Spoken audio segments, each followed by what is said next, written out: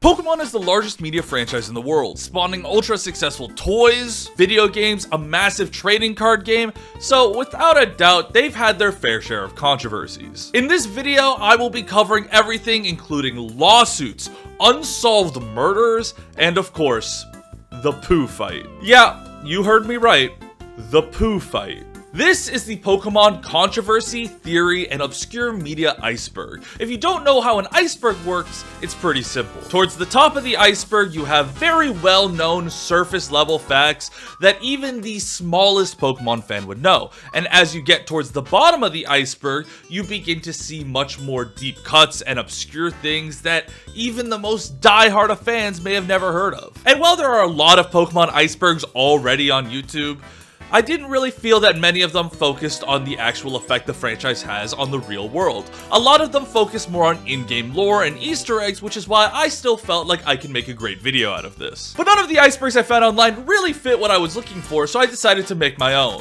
filled with my own knowledge as well as a bunch of deep research I've done. Just to reiterate, this iceberg will not contain much in-game lore. It much more focuses on the effect the actual Pokemon media franchise has had on our world, whether that's massive fan theories, obscure media, and real-world controversies. And trust me, it'll get really weird. And before we get into the iceberg, I do want to include a broad trigger warning here, since some of the topics we talk about get fairly dark. This includes trigger warnings for self-harm, gun violence, excessive drug and alcohol use, as well as questionable ages of consent against minors. So just be warned before I talk about it. But let's hop into the first level of the iceberg, common knowledge. These are things that I feel like if you're a Pokemon fan and you have access to the internet, you've probably heard of in some fashion, even if you don't know the fine details. Most of these incidents are fairly infamous. Racism controversies.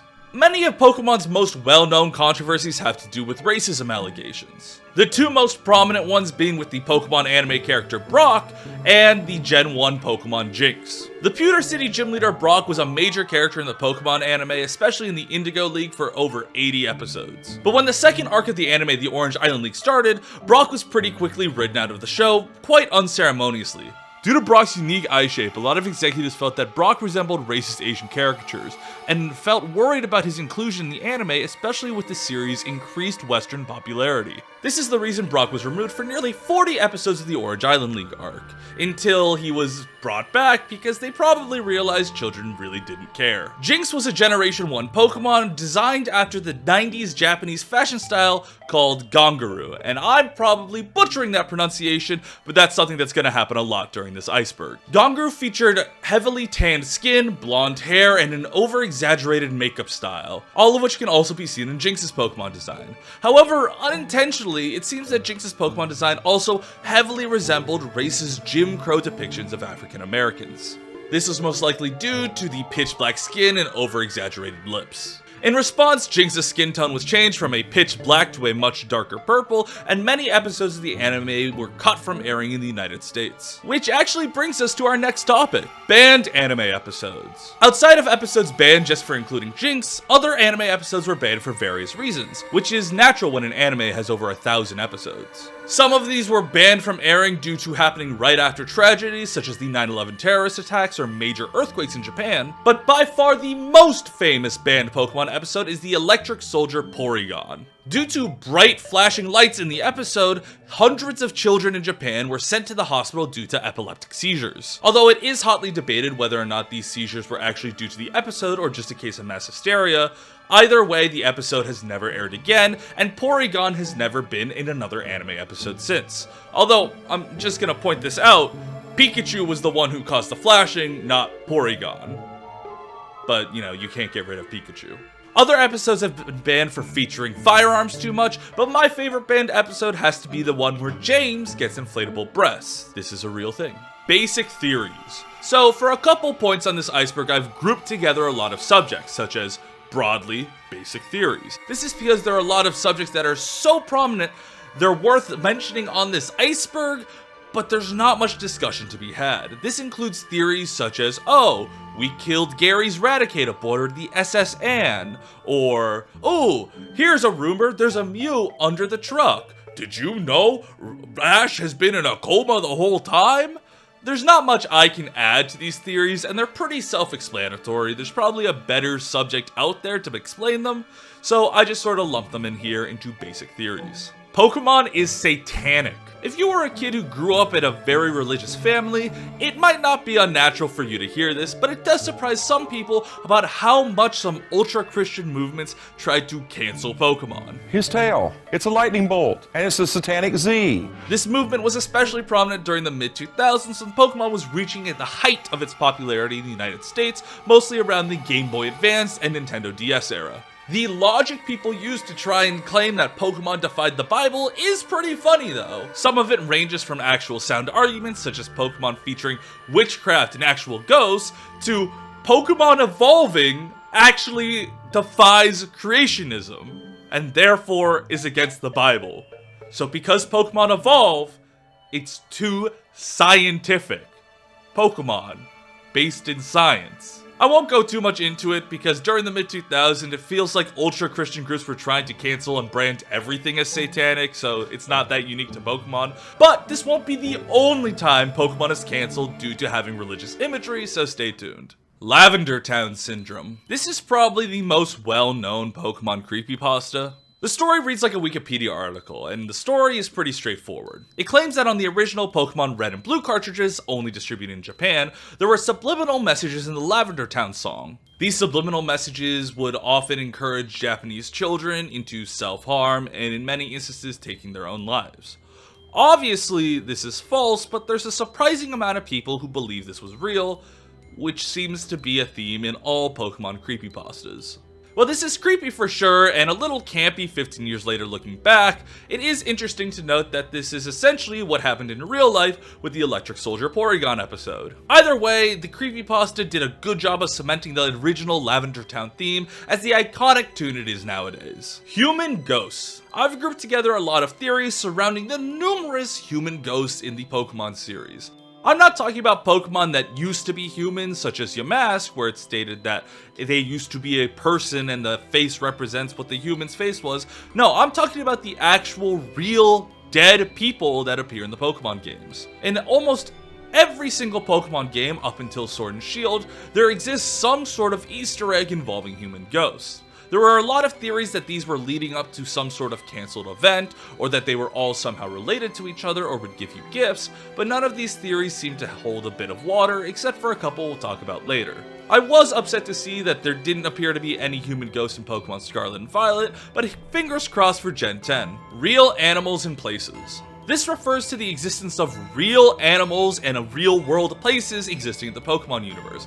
For example, it was stated that Mew was first discovered in South America. Other Pokédex entries reference places like China, and real animals are both referenced and seen in the Pokemon anime. The leading theory is in Pokemon's pre-development, the Pokemon world was meant to take place in a post-apocalyptic world, and that theory may hold more weight than you'd believe, but we'll talk about that later in this video.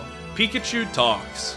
This is probably my favorite Pokemon controversy just because of how idiotic it is. For Pokemon's 20th anniversary, in 2016 and 17 they released a movie, Pokemon, the movie, I Choose You. It was a soft retelling of the first couple episodes, retconning a lot of information so that it better fit with the direction the Pokemon series had gone in. However, there was one scene that really riled fans up, and that is Pikachu speaking to Ash. Like, in human language. It's because... Obviously, Game Freak has never done this again because it's silly, but it is funny, if not just for the videos of audiences reacting in utter confusion in theaters. Twitch Plays Pokemon. Well regarded as probably the coolest fan event the Pokemon community has ever put on, Twitch Plays Pokemon was a major event streamed on Twitch. Involved a ROM of the first generation of Pokemon coded so that chat messages can control the character. The playthrough took over 16 days with over 1 million unique players participating to try and finish the game. After 122 million inputs, the Hive Mind managed to complete the first Twitch Plays Pokemon. This playthrough, being as famous as it is, has spawned countless memes, fanfiction, and its own lore, so if you want to check that out, let me know and maybe I'll make a full video on it. For the final entry in the common knowledge list, let's talk about the most well-known video game glitch of all time, Missing No. Missing No was a bug developed in the first generation of Pokemon games. Due to Pokemon having an excess number of Pokemon slots nearing around 200, and 49 of those being empty and cut content, if the player took certain actions in a certain order, they could spawn and even catch Missing No. Since then, Missing No has become a bit of a cultural icon, becoming the subject of fan games, cosplays, and even creepypastas. It's kind of cool that the Pokemon community has immortalized what otherwise would have been just a very forgettable bug. However, due to data mining, a lot of the Missing No have actually been debugged, and we can see what they used to have been. For example, some of the Missing No used to be a missing link between Cubone and Kangaskhan, which we can talk about later. Level 2. Fun facts. Level 2 being a bit below common knowledge is understandable. The way I like to explain it is these are water cooler subjects where, hey, if you know about Pokemon, you probably haven't heard of these, but if you have been in the franchise for a while, you probably have, but they're still interesting to bring up and definitely worth looking into. Starting with the Uri Geller lawsuit. Uri Geller was a popular magician in the late 90s, becoming most iconic for his popular spoon bending trick, in which he would bend a spoon with his mind. And pretty clearly, the Pokemon Kadabra is based directly off of him. In response, Uri Geller sued the Game Freak company, halting all production of Kadabra Pokemon cards for nearly 20 years before finally lifting it in 2020 due to massive fan letters pouring in for 2 decades. Now, I've seen a lot of doubt on whether Kadabra is actually based off Uri Geller because the spoon bending trick has become sort of a cultural stay for magicians and psychic powers, but Kadabra's Japanese name is straight up Yungerer, so I think it's pretty cut and dry that he was based off of him. Censorship. With any franchise that goes international, especially Pokemon, there are going to be points where you have to censor something just because of different cultural norms. In America, we've censored several Pokemon episodes, removing clips of violence against minors. We've even censored a lot of the Pokemon manga because it kind of sexualizes Misty way too much for her being only 12. We've also removed a lot of dialogue from the games that have to do with alcohol, and obviously the gambling halls were renamed into game corners. In South Korea though, they censor almost anything having to do with Japanese culture, which if you've watched the first couple episodes of the Pokemon anime, is a lot. This is because of the large anti-Japanese sentiment in South Korea, which is a shame because it still exists to this day. Obviously, I can't go over every censored Pokemon moment from all different sorts of media, but if you do want to look more into it, I will include a link down in the description so you can check it out for yourself. Pokemon beta designs. Naturally, not every Pokemon design is nailed on the first draft. Many Pokemon go through several rounds of development before they're even made into pixel art. There is a fascination with seeing how beloved Pokemon used to be designed though, but these beta designs can be found in various places. Whether it's in old artwork by Ken Sugimori, the godfather of Pokemon designs, where we can find an old Tyranitar, or in obscure magazines where we can find the infamous Latiazikin, which seems to be a beta design for both Blaziken and Latias. This design was probably split into 2 separate Pokemon much later into development. While these beta designs tend to be very closely guarded secrets, there are some times where we get hundreds of them, such as the infamous 1997 Space World beta leak. This is one of the most significant events for Pokemon historians. 2 years before the Pokemon Gold and Silver games were even set to release, Pokemon demoed the Generation 2 games at the 1997 Space World Video Gaming Convention. Obviously, with this being a very early version of the game, it didn't resemble the final product at all. A lot of the map was drastically different, and more importantly, there were dozens of Pokemon that never made it to the final cut of the game. A lot of these Pokemon were rumored to exist, but we didn't have any hard evidence until 2018. An anonymous source, Wacko, had somehow obtained a ROM of the 1997 demo and released it to the public. Data miners were quick into going to the ROM and discovering all the weird and wacky Pokemon designs that existed. Pre-evolutions for established Kanto Pokemon, future evolutions that never came to be, and all sorts of different Pokemon lines that were unique in their own right.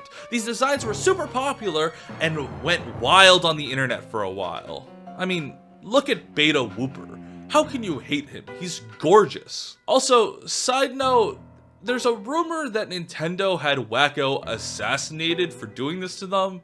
No, that didn't happen.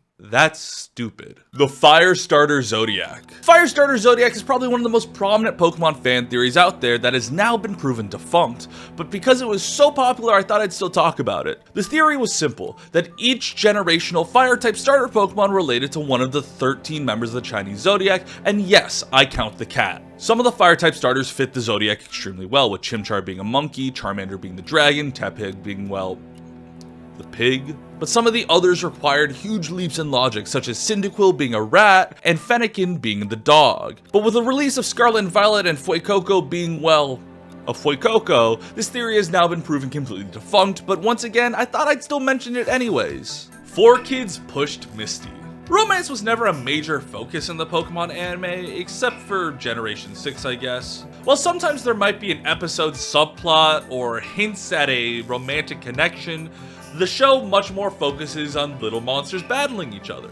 Enter 4Kids Entertainment, an American licensing company who licensed the first several arcs of the Pokemon anime. To appeal to the American family, 4Kids felt it necessary to have, of course, a heterosexual relationship between a 10 and 12-year-old. The show began to heavily ship Ash and Misty together, turning what were romantic undertones into overtones. For example, just take a look at the Pokemon 4Kids Christmas album, which is a thing that exists. Misty states all she wants for Christmas is a kiss from Ash Ketchum. While in the original version of the Pokemon show, there are many hints that Misty has romantic feelings towards Ash, 4Kids took these and made quite a mountain out of a molehill. And as much as I'd like to chastise 4Kids Entertainment for this, Pokemon fans are probably one of the most down bad groups on the internet, so, you know, business is business. Secret Pokemon connections.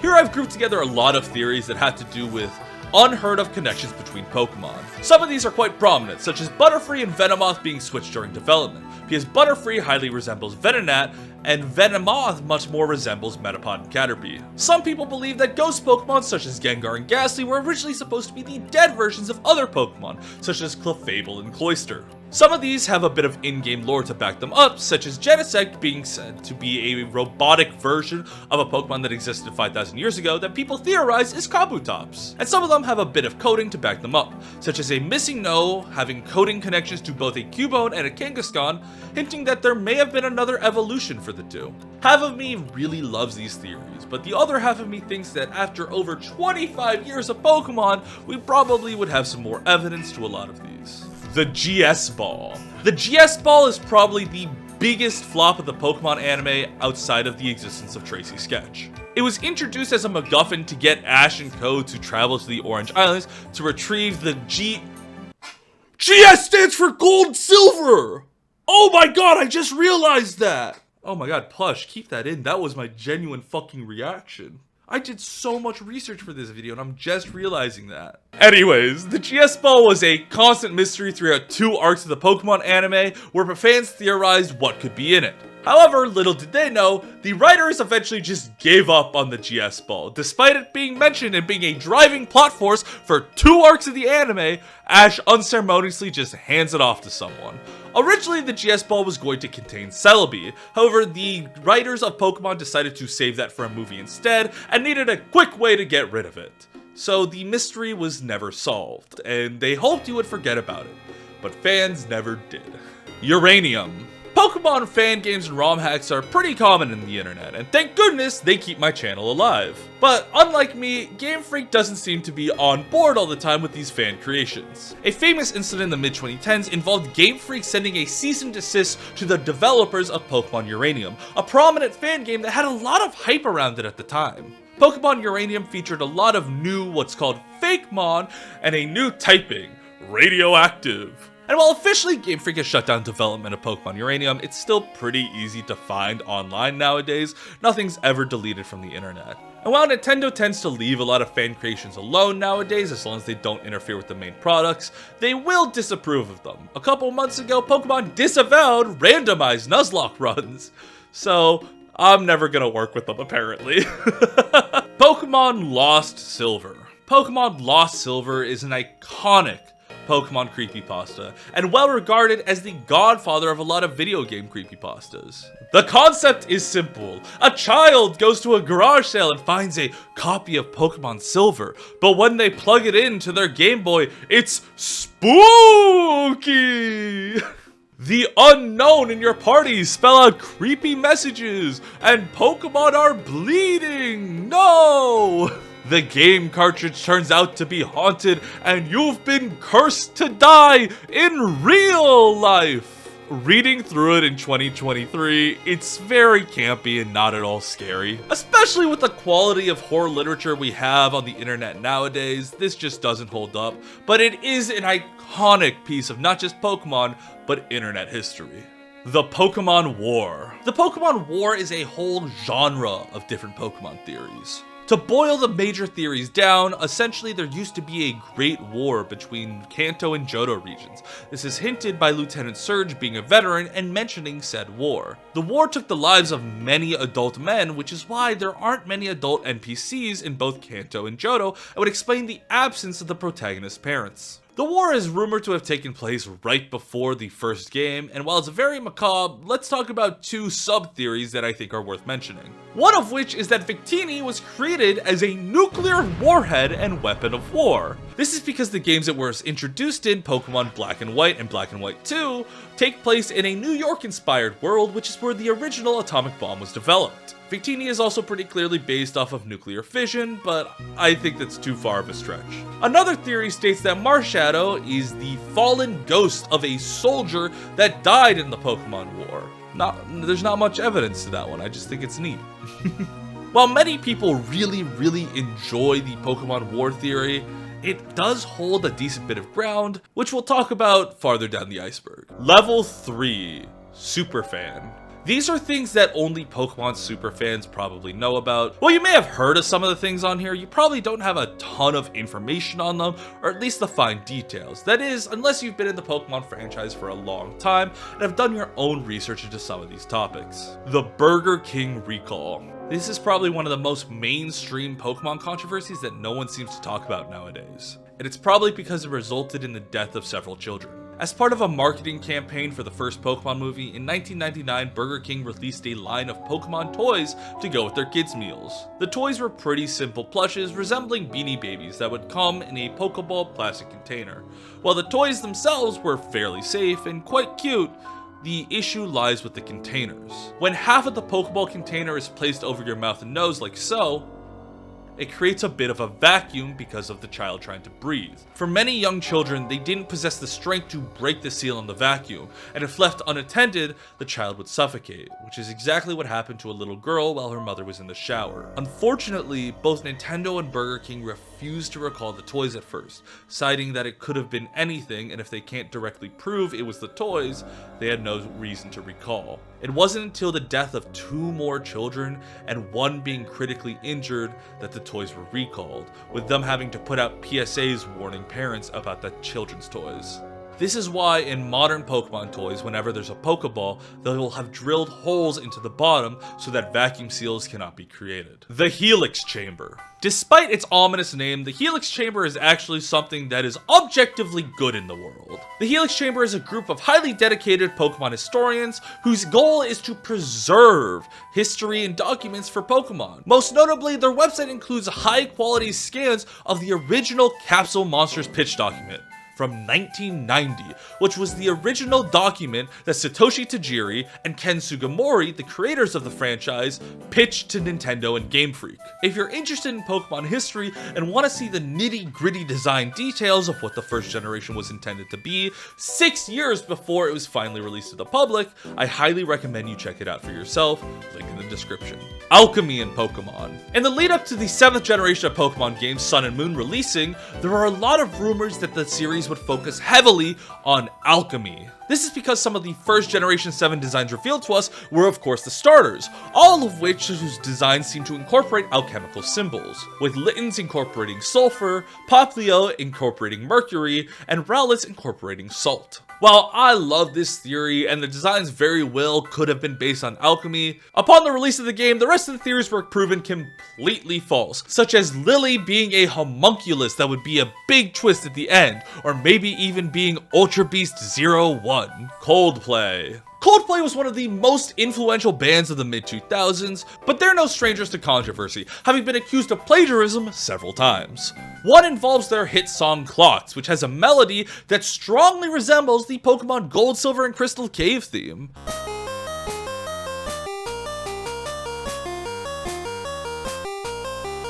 For obvious reasons, I'm not going to play a Coldplay song in this video because I don't want to get demonetized, but I will include the Clocks theme, which you're hearing right now, and I will include a link in the description so you can compare the two and decide for yourselves what you think. As far as I know though, no legal action has ever been taken, so, you know, who knows. White Hand and Buried Alive. White Hand and Buried Alive are two other fairly prominent Pokemon creepypastas, which I think are notable purely because a lot of people genuinely believe that these were real things. And like, no, they're not. It's not. The creepypasta is essentially an article on cut content from the original Red and Blue Pokemon games that the author supposedly data mined, where instead of fighting the ghost of Marowak in Lavender Tower, you would fight Buried Alive, a corpse rising from the ground. Buried Alive would be a trainer whose team consisted of a Gengar, a Muk, and two white hands, which were severed, gory hands, which was another creepypasta that people believe was a cut Pokemon. If you ended up losing the battle, instead of whiting out, you would instead be met with a unique game over sign, where Buried Alive would be eating the player character, with the text "Finally, fresh meat" appearing at the bottom of the screen. Once again, a little campy, and it doesn't really hold up to modern standards, but seriously, so many people think this was real. If you look up, there are still forum posts asking how they can unlock Buried Alive in their copy of Red and Blue, like dating back to 2017.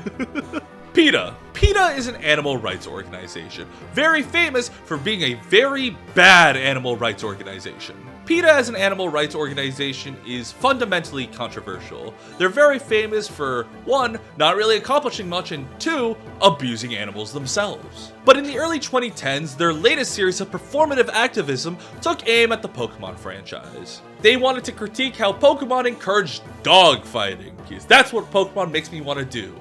Dogfight. They did this by developing several Flash games, such as Pokemon Black and Blue, a parody of Pokemon Black and White, where you would play as Pikachu, who would lead the Generation 5 starters to rebel against their druggy trainers. All of the Pokemon looked battered and beaten up, and in reality, this is just kind of dark humor. It looped around to being so cringy it was kind of funny. In 2013, PETA also released Pokemon Red, White, and Blue, where Pikachu teams up with Miltank to fight McDonald's, the fast food chain, as a critique of American fast food. You can see why no one took this organization very seriously. N is a Zoroark. I had never heard of this theory until I started doing research on this video, but it seems to be pretty prominent and have a surprising amount of evidence. The theory is just what it sounds like, that the very popular Generation 5 character N is in fact a Pokemon himself, a Zoroark. Outside of just design similarities in their hair, evidence includes the fact that Zoroark are shown to be able to mimic human speech and even impersonate humans pretty convincingly. It would also go to explain N's unique ability to converse and connect with Pokemon if he was one himself. There is also an event in the Pokemon games where you chase a Zoroark throughout the ruins of N's castle, only to find that the Zoroark is nowhere to be found, and instead the only living being inside the castle is N. N is also heavily associated with the Pokemon Zoroark, even giving N Zoroark to the player in Black and White too, but I fell in love with this theory, mostly because I fell in love with the character N playing through these games. What do you think though? I heard you like Mudkips. I heard you like Mudkips is a fairly popular Pokemon meme with a overly depressing origin. The meme was popularized in the mid-2000s, and for a meme around such a silly concept and XD humor, it had a pretty long shelf life. I mean, this is a meme from the era where the top of internet humor was a cat who really wanted a cheeseburger. But the meme originates from 4chan, where all offensive and bizarre internet stuff does. It involves an anonymous user telling a green stack story of how he used mudkips to mock and humiliate a neurodivergent student who was a classmate. While the meme itself is in no ways offensive and is actually just a way for Pokemon fans to give a subtle nod to each other in the hallway, it still sucks to know it has such a tacky origin. Days of Mourning. In 2020, the source code for Pokemon Diamond, Pearl, and Platinum was leaked onto the internet. Data miners were very quick to get in and see what they could find, and they found some very interesting things. Some of these included cute sprites for gender differences in Pokemon that never made it to the final game, but more interesting, we found that there was a 10% decrease in encounter rates for International Days of Tragedy. These anniversaries included things such as the 9/11 terrorist attacks, major earthquakes, and even the nuclear bombs dropping in Japan. There were also reduced encounter rates for major holidays, but those were only a 5% decrease. Nintendo has never made a statement on why there would be a decrease in wild Pokemon encounters for Days of Tragedy, so we're just left to speculate. It is fairly interesting that this was a feature though, and that it was never talked about in an official capacity. Pikablu. Pikablu is the original name American fans gave to Marill in the upcoming release of Pokemon Gold and Silver. In the months before release, Marill was one of the first Pokemon used to tease the upcoming games. However, for American fans, not much info was actually given, so they were left to speculate based off the design alone. Based on having a similar design to the series mascot Pikachu, a lot of people assumed Marill would be either an alternative form or a second evolution to Pikachu, thus dubbing it Pikablu. I think that this is hilarious because it shows that Pokemon fans have always been willing to take wild leaps in logic to justify their theories in upcoming Pokemon games. We saw a ton of this in Pokemon Scarlet and Violet. Coughing in the Holocaust Museum. Pokemon Go, the mobile game where you could walk around and catch Pokemon in real life, was an international phenomenon. So naturally, we'll be covering a couple of the controversies that came along with it. One of the most prominent controversies is the amount of people who made it their own personal game to try and take screenshots of themselves catching Pokemon in bizarre places. People would be playing Pokemon Go in public restrooms, at funerals, in the Vatican. But the trend took a very dark turn when screenshots started becoming popular of someone who caught coughing the toxic gas Pokemon at the Holocaust Museum. This is when mainstream media started looking at Pokemon Go as not some cool, quirky video game that was bringing people together, and instead a real danger to youth. Giovanni jumped. This theory is surprisingly dark for Pokemon. In Heart Gold and Soul Silver, there's an event where Celebi will take the player back in time to fight Giovanni, the leader of Team Rocket. The battle takes place in a cave at the top of a waterfall, and the only entrance in is using a Pokemon with the HM waterfall. After defeating Giovanni, he will be quite disheveled, saying that his plans were foiled again. He would then exit the cave despite not having a Pokemon in his party that could learn the moves Waterfall or Fly. Now, that alone isn't notable. However, when he exits the cave, it does not play the usual sound effect associated with leaving caves. This is the only instance of the sound effect not playing in the Pokemon franchise. The sound effect even plays when the player uses an escape rope. However, what you do hear is a small splash. So the theory is simple. Instead of leaving to never be seen again in the Pokemon franchise, Giovanni instead opted to end his own life after being humiliated once again by a child Pokemon trainer. Level 4 is what I'm going to call deep cuts. The topics we're going to discuss usually involve very niche parts of the Pokemon franchise, as well as a lot of the drama that went on behind the scenes and production of Pokemon media. Starting with one of the most prominent figures in all of Pokemon, Takeshi Shudo. Takeshi Shudo was the main writer for the first several arcs of the Pokemon franchise and the first 3 movies. He's an extremely talented figure, credited both with the creation and design of the Pokemon Lugia and coining the iconic Team Rocket motto. However, he is very controversial. Shudo constantly struggled with drug use and alcoholism. often saying that his best ideas came to him when he would take so many tranquilizers and drink so much alcohol that 1 + 1 no longer equaled 2 in his mind. This substance use would eventually lead to his death in 2011 from a brain hemorrhage. He was also very vocal about his distaste for the direction the Pokemon anime went in, saying the focus on both Ash Ketchum and having to tie into the Pokemon games was stifling his creativity. For example, originally Ash and the gang were not supposed to appear in the second Pokemon movie at all. Instead, it would introduce a new cast of characters. However, as higher-ups decided that Ash and Pikachu were more marketable, Shudo was forced to write them in. He was also disgruntled about the treatment of his original Pokemon Lugia, which he designed for the second movie. Developers had given it a male voice, while Shudo intended for Lugia to be female, and more than that, they made it one of the box legendaries for the second generation, while Shudo had no intention of ever putting Lugia into the Pokemon games, wanting it to be anime exclusive. He also had different plans for the Pokemon anime than what ended up happening, much of them involving darker tones. Some of them we'll get into much later down the iceberg, but one of the ones we'll talk about here are the original endings to the Pokemon anime.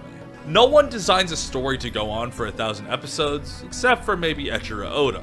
But to the public knowledge, there are 2 confirmed endings that have been written to the Pokemon anime before it decided to go on for 1,000 episodes. The first was for the end of the Indigo League, and is quite bizarre to hear. The ending involved Pikachu and Ash's other Pokemon rebelling against him and starting a revolution for all Pokemon to fight back against their trainers. They would realize that they were being treated as just slaves and gladiators to fight against each other for people's entertainment and sport. While this is an interesting concept and philosophy discussion to be had, it doesn't fit the tone of the Indigo League at all. Especially with how much the Indigo League tries to hammer in the bond between Ash and his Pokemon, so I can see why this didn't happen, even if they were going to end it after 1 season. The second anime ending was meant to be in Pokemon the first movie, involving Mewtwo. This was meant to be a send-off to Ash, Misty, Brock, and Pikachu. After resolving their issues with Mewtwo, we would flash forward several years to an older Ash where Pikachu is nowhere to be found. Ash would be reminiscing on his journey with Misty, Brock, and Pikachu before closing his eyes, drifting off and hearing his mother's voice trying to wake him up, reincarnating into his younger self to go on the journey all over again. As strange as this ending sounds, there is evidence to suggest that it got fairly deep into development. Many promotions for the first Pokemon movie feature characters that never made it to the final cut. One of these characters is theorized to be an older Misty, and another child character which is rumored to be Ash and Misty's child. Unfortunately, Takeshi Shudo passed away before he was able to elaborate more on any of these potential endings. Cut content. I wanted to include a lot of cut Pokemon events here, just because there are so many to talk about. Have you ever found a part in a Pokemon game where you feel like it might be a really interesting side quest, or maybe there's some hidden lore here? Chances are, there might have been, and it was just cut from the final iteration of the game. Some of these are very prominent, such as the Azure Flute in the 4th generation of Pokemon never being distributed, meaning that until Legends Arceus, there was not really an official way to obtain Arceus. Some of these are more obscure, such as an Eternal Flower Floette event, which would involve the Generation 6 protagonist catching and taking care of as his Floette. Some of these are hinted at in different places. There's a Pokemon webpage involving the Hex Girl ghost from the 6th generation of Pokemon, seemingly hinting that there would be a ghost involving all of the human ghost characters. However, there was no DLC or any sequels to the Generation 6 games, so a lot of people were left just scratching their heads. So if you're ever playing Pokemon and you come across a spot that leaves a little more than usual to the imagination, Zygarde, there's a fair chance it might have been part of cut content. Nuzlocke comics. Okay, so this used to be a pretty obscure Pokemon fact, but the day I am recording this video, Wolfie VGC has just released his video, A History of Pokemon Nuzlocks, but I'm gonna mention it anyways. Pokemon Nuzlocks are extremely popular. You'd be hard-strung to find a Pokemon YouTuber that hasn't attempted their own hardcore Nuzlocke. And while there are many variations of the rule set, all of them center around one main concept. If a Pokemon faints, you can no longer use it. But many people don't know that the first Pokemon Nuzlocke wasn't a Let's Play or YouTube video at all. In fact, it was a webcomic originating on 4chan. The name Nuzlocke is derived from the Pokemon Nuzleaf and the character John Locke from Lost, which was extremely popular at the time. It was created as a way to get a fresh and much more difficult experience for the Generation 3 Pokemon games. These comics and the concept of a Pokemon Nuzlocke were extremely popular and spread like wildfire in the Pokemon community. Many artists themselves creating their own comics and variations describing their Nuzlocke journey. Racist Gengar. Racist Gengar refers to an event in 2009. In the 4th generation of Pokemon, many distribution events weren't done over Wi-Fi. Instead, you had to go to a physical location to get your mystery gift. Many of these gifts involved certain items, special Pokemon, or promotional legendaries.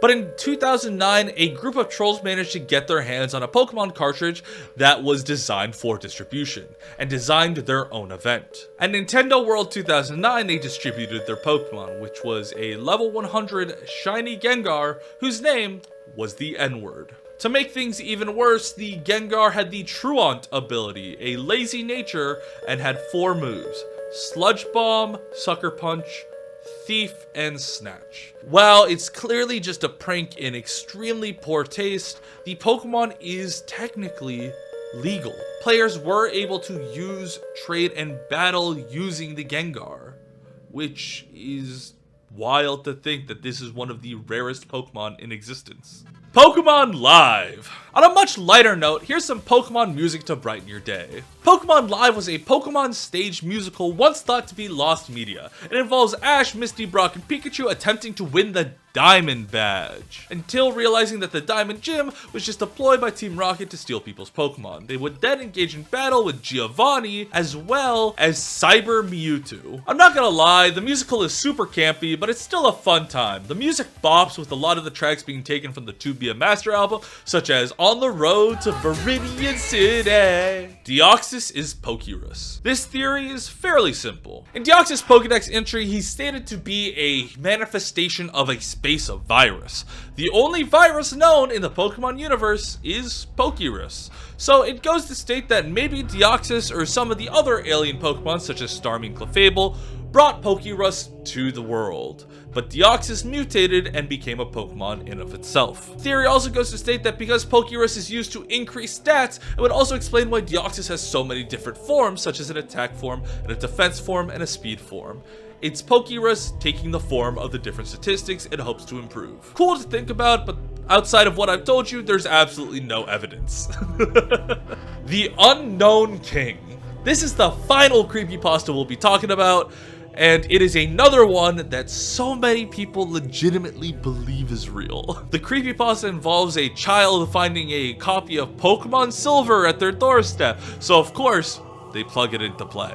But when they boot up the game, it's spooky.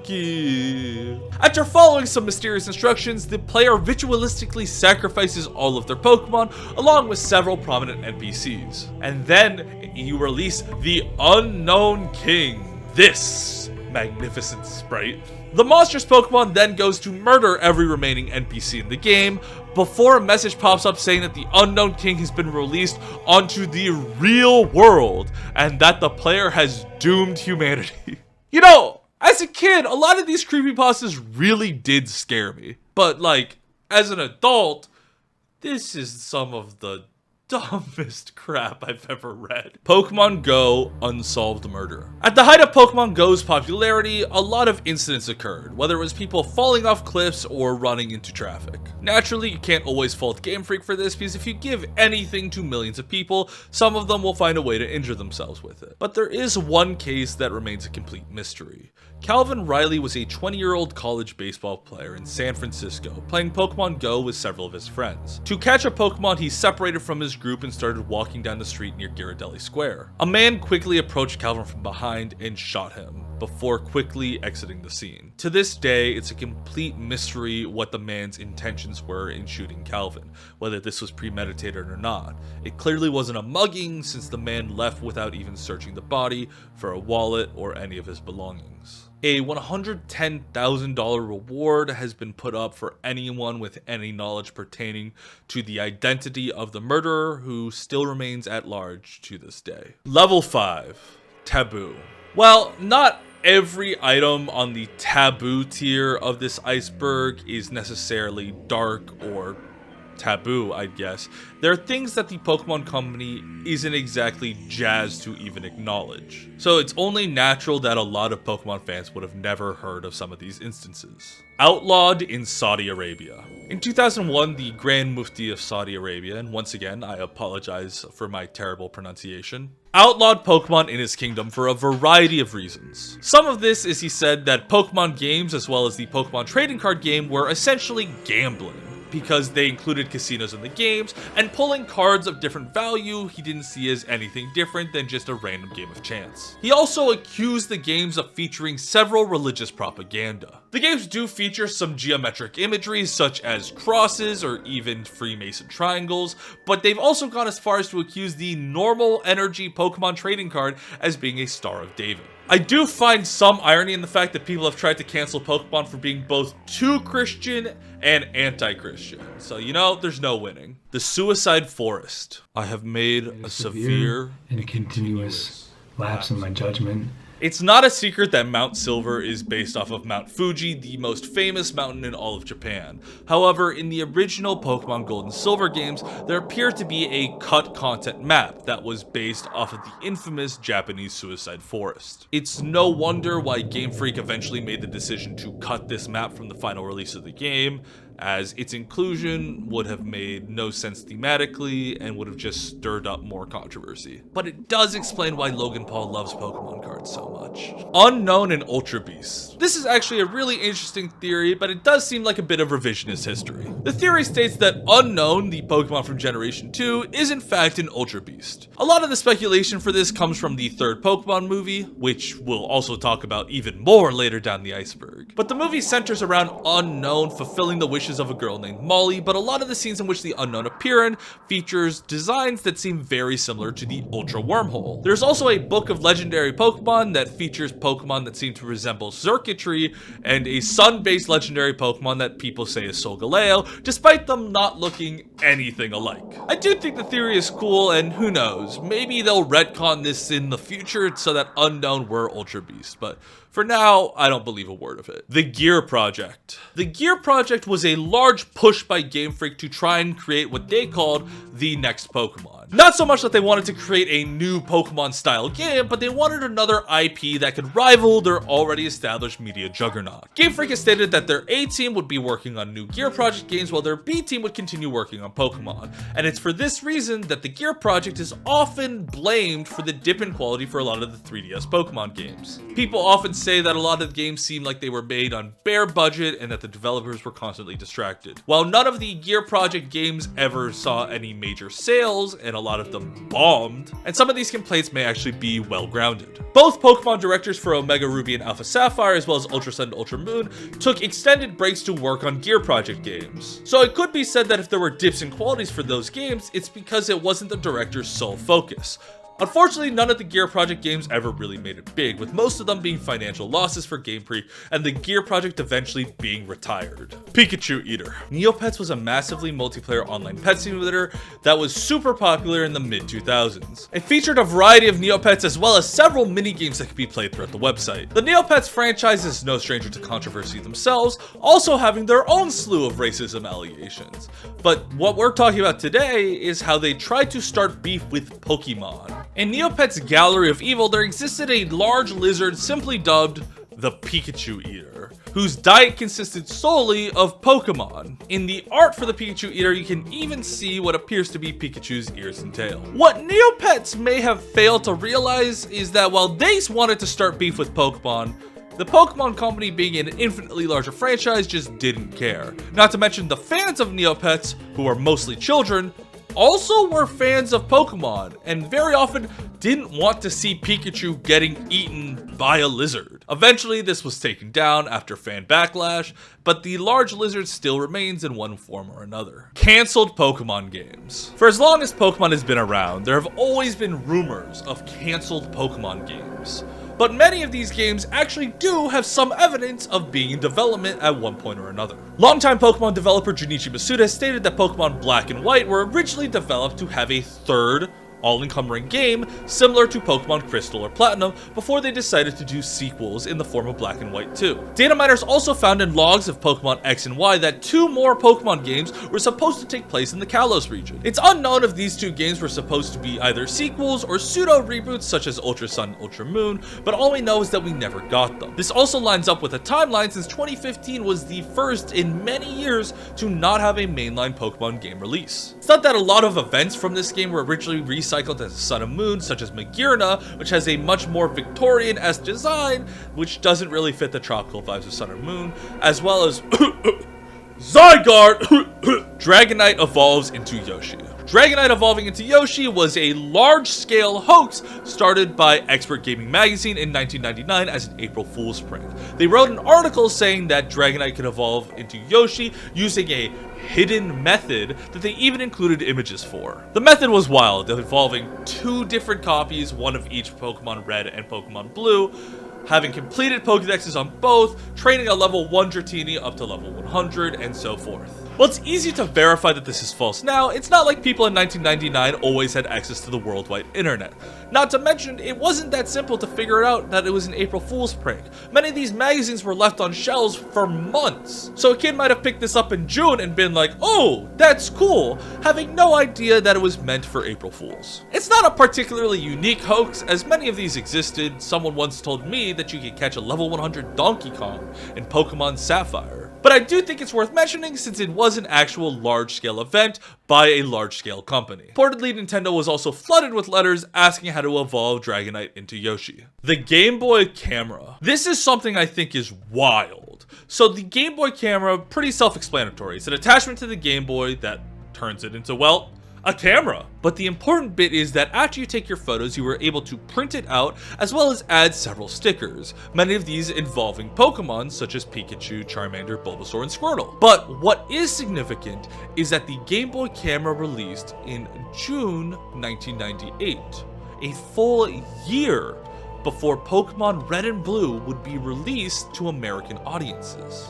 This means that the Game Boy camera was the first official Pokemon game released in America. I thought that was really cool. Lost media. Lost media is a broad term that refers to any media that is no longer available to the public. There may be records of this media existing, but the very existence of a lot of these is sometimes brought into question. And with the franchise as large and as varied in media as Pokemon, there is a lot of lost media to go over. Everything from lost Pikachu shorts that were only shown in theme parks for a short while to extremely rare Meowth and Pikachu Furbies. We do have evidence that they existed, but none of them are known to exist nowadays in any form. Sometimes we're very lucky and some of this lost media is found, discovered, and preserved for ages to come, such as with Pokemon Live or Pokemon Picross on the Game Boy Color. But by far, the most famous instance of Pokemon Lost Media is the Pokemon New Year's Special Pocket Monsters Encore. This was heavily marketed towards Japanese fans and would essentially serve as a recap of the first 40 episodes of the Pokemon anime. Nothing special, but because it was the first Pokemon New Year's Eve, there are so many recorded promos that prove that this piece of media exists. But unfortunately, a couple weeks prior, the Porygon incident happened and the Pokemon anime was put on hiatus, missing the first New Year's special. The episode has never aired, but we know it exists and maybe it's locked in some flash drive somewhere at Game Freak, but it has never been seen. Large-breasted tiger. Now, you may be wondering, what does a large-breasted tiger have to do with Pokemon? What does a large-breasted tiger even mean? And you know what? That would be understandable. So when Pokemon was first being localized to American audiences, obviously something had to be changed just because of differences in culture. However, American executives wanted to make a couple more radical changes to the Pokemon franchise. They thought that American children wouldn't be able to get behind cute monsters and instead wanted to go for a much more mature theme to appeal to the American audience. According to Pokemon creator Satoshi Tajiri, they wanted to turn Pikachu, yes Pikachu, they thought Pikachu wouldn't sell, international icon Pikachu, they wanted to turn them into a large-breasted tiger. You know, how much kids like large-breasted tigers? Luckily, the Japanese developers were very firm and stood their ground, and we got the Pokemon we know nowadays.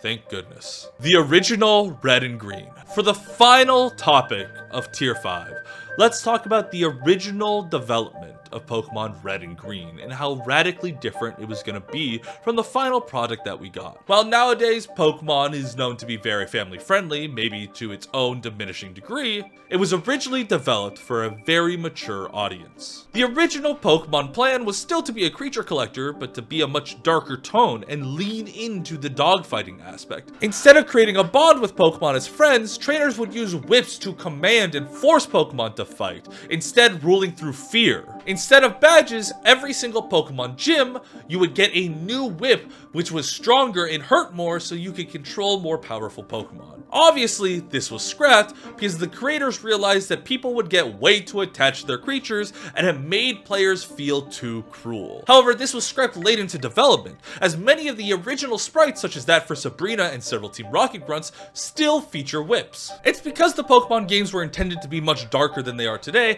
that a lot of the theories such as the Pokemon War may hold some actual weight, as that may have been the original plan for the Kanto region. Level 6. Touch grass. If you're like me and you know all of these things, you gotta go outside. You know way too much about Pokemon. Because some of these things are obscure and some of these things are dark.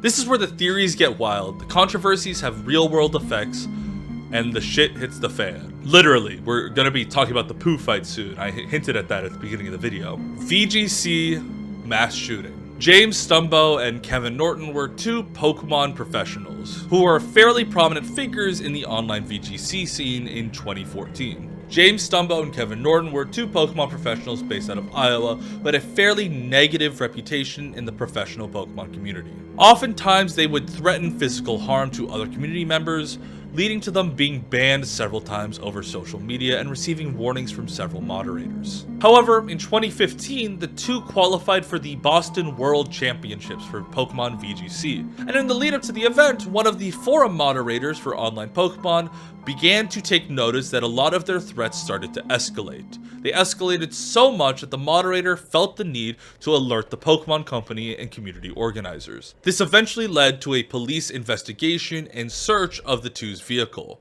And thank goodness they did. They found several illegal firearms and ammunition, as well as plans to start a mass shooting at the championship. It's enough to infer that this would have been a tragedy of truly terrible proportions, but thank goodness that moderators took the chance and took these threats seriously. Tentaquill. Okay, this is a much lighter note since that last topic was super heavy. In 2010, a 4chan post was started with a simple message: draw your favorite Pokemon terribly. And we were blessed with this drawing. Now, if you are a Pokemon fan in 2010, you might recognize that this Pokemon doesn't exist. When asked about it, the poster simply referred to it as Tentaquill and that it was their favorite Generation 2 Pokemon. Obviously, they were laughed at, but Tentaquill became a small-known meme, with many artists drawing their own rendition of what Tentaquill would look like. That is, until the 1997 beta sprite leak of Gold and Silver, where we were blessed with this. Side note, it highly resembles Bellibolt, and a lot of people theorize it was reworked into that, but that's irrelevant here. All of a sudden, the Tentaquill guy was a complete mystery. I mean, how did he know about a Pokemon 7 years before it was made available to the public? Did he actually attend the Space World 1997 showcase and play the game? Maybe he was the sprite leaker and he was Wacko who was obsessed with trying to prove that Tentaquill really existed. Or maybe he was a dimension hopper and comes from a universe where Tentaquill made the final cut of Generation 2. And I knock on a door and I say, Carol! We'll probably never get a straightforward answer about the Tentaquill mystery, and who knows, maybe it's just a coincidence, but either way, it's still a really cool concentrated instance of the Mandela effect. World War II victim theories. There are multiple theories surrounding war and Pokemon, but I just want to specifically put a subgenre of the Pokemon War theories here, which is that the Great Pokemon War was World War II. are real-world World War II, where the nuclear bombs the US dropped on Japan mutated the land so much that the wild animals turned into Pokemon. This would explain several things, such as why there are references to real-world places and animals, as well as the absence of young men since they all went off to fight and die. If Pokemon were a fairly new genetic mutation in animals, it would also go to explain why professors, such as Professor Oak, do not have any data in the Pokedex about said Pokemon and need us to go around and discover the changes that were made. Other theories tend to focus on specific Pokemon, once again that Victini was a nuclear warhead, or that both the Unknown and the Reggies are based off specific World War II victims, which I have a hard time believing in myself. Male pregnancy song. Toby Fox, critically acclaimed developer of Undertale and composer for Pokemon on several occasions, is a well-regarded figure in the community. But we do need to talk about the Battle Tower theme from Pokemon Sword and Shield. It was found that either purposely or subconsciously, Toby Fox recycled a melody from some of his older work. While this isn't illegal, or it's not even unethical, it is worth mentioning that the song titled The Baby Is You is a Homestuck fan song Fox made about male pregnancy. Meaning that officially, a song about male pregnancy is on the official soundtrack to Pokemon. The song was originally created by Toby Fox as a way to troll Homestuck forums because the forums had to create a rule outlawing images of pregnant children. So Toby Fox instead said, hey, they said nothing about outlawing songs about pregnant children. Yay. The Pooh fight. Okay, let's talk about the Pooh fight, because you can't say the Pooh fight and not want to hear more about the Pooh fight. In 2012, the winner of the United Kingdom Pokemon Champions, Rube Puilesigui, I'm so sorry for the pronunciation, was stripped of his title after having, quote-unquote, a Pooh fight with the rest of the Spanish team. A report states that one of the Spaniards had decided to defecate in the hall to mimic a Diglett, a wild encounter that the rest of the Spanish Pokemon trainers would have to engage in a battle with. Naturally, this seemed to be a disturbance for other guests as well as staff, and eventually led to the police escorting the entirety of the Spanish team out of the premises. The Pokemon Company then went to strip Ruben of all of his titles, as well as the rest of the Spanish team, and they were barred from competing for quite a bit, which is one of the strangest ways to lose a Pokemon championship. The 1996 Pokédex. Like we discussed earlier, much of the original Pokemon design was to be a much more mature series centering around capturable monsters that you would take control of by force. But this was changed much later into development. However, some of these mature themes exist still in the 1996 printed edition of the Pokédex. Originally a Japanese exclusive, it was translated into English recently by a group of dedicated fans such as Dr. Lava YT, who I will give a shout out in the description of this video. The Pokédex includes explicit details on Pokemon biology as well as wild habits, and even dictates how some Pokemon murder humans, such as Gengar. It also features some wild imagery, such as Gengar stalking a child, and Pikachu being strapped to a medieval torture device so that you can measure its electricity output. The entire book is technically canon information about Pokemon, which makes it a really interesting document. I highly recommend you check out Dr. Lava's YouTube video in which the fully translated Pokemon book is read. Pokemon novels. The final two entries both have to do with Takeshi Shudo, who, as we stated, was very upset with the direction that the Pokemon anime was taking and how he felt it was stifling his creativity. In response, he decided to write his own novelization of the Pokemon anime. Pocket Monsters, the animation, the novels. While some of the novel has been translated into English, if I'm being honest with you, it makes the Pokemon world feel miserable. It grounds the story in reality where there's constant death and danger because of the existence of these magical creatures. But more controversially, and a lot ickier, in Takeshi Shudo's own words, people become legal adults in the Pokemon world at the age of 10. That's where compulsory education ends. People at that time can set out on journeys, start careers, and even get married, which has extremely pedophilic undertones. It gives many people, including me, the creeps, because I don't think any 10-year-old should be getting married, and I don't think that's a hot take. Let's finish off the iceberg with something goofy and an obscure piece of lost media involving Takeshi Shudo, the original script for the third Pokemon movie. Pokemon The Spell of the Unknown Entei is widely considered by many fans to be the best Pokemon movie, but It originally had a wildly different plot synopsis, not involving either of the two aforementioned Pokemon. In fact, it doesn't focus on Pokemon at all! The movie involved Ash, Misty, Brock, and Pikachu digging for Pokemon fossils only to find a T-Rex fossil. Like a Tyrannosaurus Rex, the dinosaur. Not a Pokemon, a dinosaur. Thinking it to be a Pokemon fossil, they would go to the Pewter City lab to revive it. The revived dinosaur would then wreak havoc throughout the Kanto region, proving to be a match for even the toughest Pokemon, as the gang and even Team Rocket would struggle to stop it. Like, what do you want me to say? It's a dinosaur in Pokemon. The movie would attempt to explain and create a real connection between our world and the Pokemon world, which once again gives a lot of weight to the theory that maybe the Pokemon world was originally supposed to be a post-apocalyptic version of ours, as the movie would attempt to explain what happened to all of our real-world animals. This is nuts, and I love it, and I wish we had the script, but once again, Shudo unfortunately passed away. It's widely debated the reason that this never went into production. Many people have said it's because it would be too confusing for audiences, which I completely understand. Shudo himself, though, says that it's because that they didn't think that the movie would be at all successful. I don't know. If I could watch Pikachu fight a T-Rex, I think I would. While the script supposedly exists, it remains lost media to this day. And that is the end of my personal Pokemon controversies, theories, and obscure media iceberg. If there's something I didn't mention here, please let me know down in the comments. Maybe I'll do a second part. And let me know if you like this style of video. Maybe I'll do another for a different Nintendo franchise. Either way, thank you for watching to the end. I really appreciate it, and have a nice rest of your day.